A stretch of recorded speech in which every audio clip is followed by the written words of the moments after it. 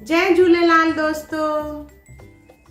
इहो भी साल गुज़री वियो, कुछ प्यार में त कुछ तकरार में। इहो भी साल गुज़री वियो, कुछ मनाइण में त कुछ परचाइण में। इहो भी साल गुज़री वियो, कुछ खुशीअ में त कुछ गम में। इहो भी साल गुज़री वियो, कुछ पाइण में कुछ खोइण में।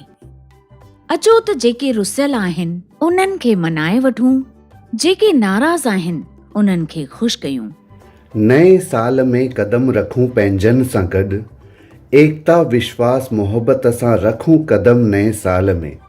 नए साल जो हर एक पल गुज़रे प्यार मोहब्बत ऐं विश्वास सां। अचो त गॾिजी लाल साईंअ खे ॿाॾायूं।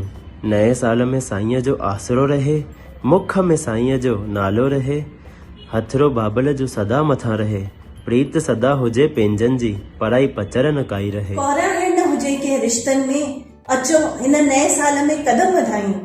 नए साल खे खुशियुनि सां मनायूं। नए साल में बहिराणा कढूं ऐं झुमरियूं पायूं। मुंहिंजा लाल साईं अंदर में तुंहिंजो नालो रहे, लाल साईं। अचो त इन साल खे अलविदा कयूं ऐं नए साल जो स्वागत कयूं। ईंदड़ साल में तव्हांजे घर हुजे खुशहाली, थी वञो दौलत सां माला माल ऐं ख़ुशियूं हुजनि बेशुमार। उदास लम्हनि जी न कोई यादि रखिजो, तूफ़ाननि में बि पंहिंजो वजूद संभाले रखिजो। मायूसी हुजे तव्हां खां दूर दूर, सफलता ऐं ख़ुशियूं मिलनि भरपूर।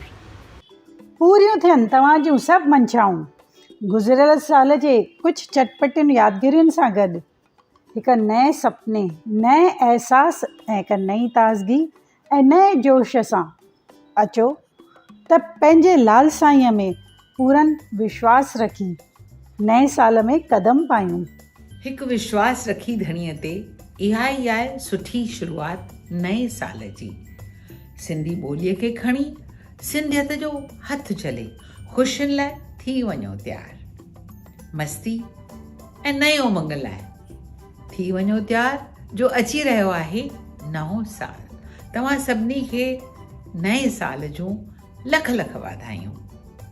जय झूलेलाल।